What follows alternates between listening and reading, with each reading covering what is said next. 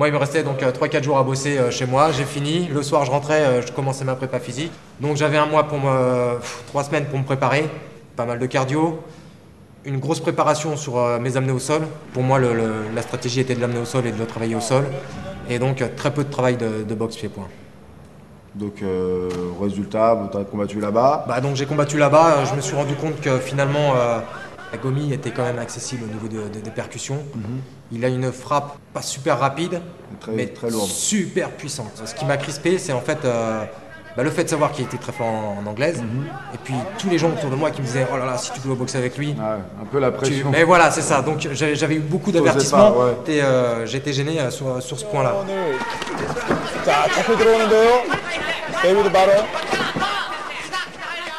Le Pride, c'est bon, c'est un peu le rêve de tout combattant français. Explique-moi, parce que les jeunes, ils veulent savoir un petit peu… Je me retrouve dans ce casque de samouraï, donc, qui est immense. La musique commence, les lumières sont éteintes, le masque s'ouvre. Je me prends toutes les lumières en pleine face, 10 000 personnes.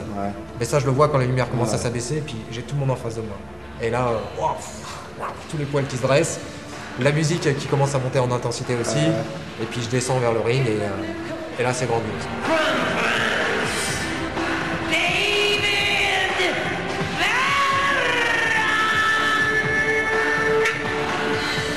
자, 프랑스의 데이비드 마론 선수가 등장을 합니다. MMA 전적이 10승 1패.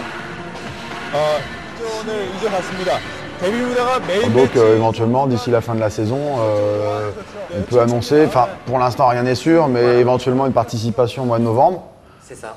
Pour la finale des poids moyens, des moins de 83 kg. On croise les doigts pour que ça fonctionne. Ok. Bon David, je te dis à tout à l'heure. À tout à l'heure. Ah ça marche. À plus tard. Can I get up? Here, everywhere. Up, down, left, right. Shorty's moving again. Shorty's loose with the pen. Shorty do it to win. Say I walk around like I got an S on my chest. Tech on my left. Alors David, tu vas nous expliquer une passion que tu as en parallèle du combat libre, le parachutisme. Ce sont les premiers sauts qui restent marquants. On se voit monter dans l'avion. Ça démarre, il y a les odeurs, le vent créé par les hélices, ça monte, arrive à un moment, on arrive au palier, donc l'avion se met à plat, il ralentit, et là on sait qu'on va devoir sauter.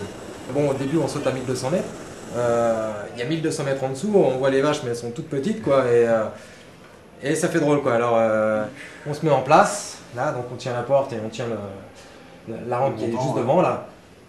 Il me regarde, il me dit ok quand tu veux.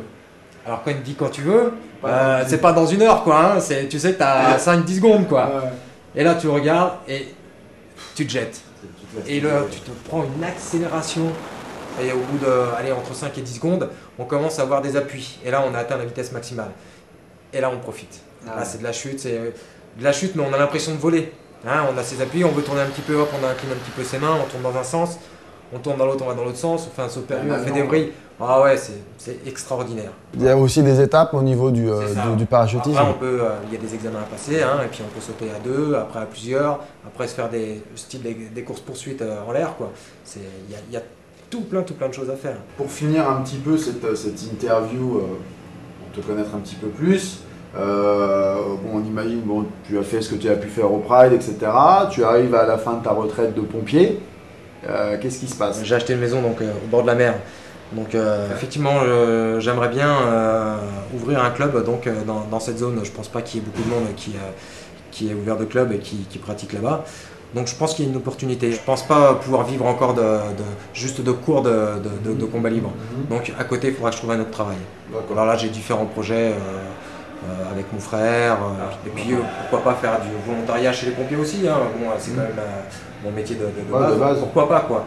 Donc j'ai pas mal d'idées à exploiter quoi, à voir. Écoute, je te remercie encore beaucoup d'avoir participé à l'émission Free Fight Backstage et puis d'avoir répondu à toutes mes questions te concernant.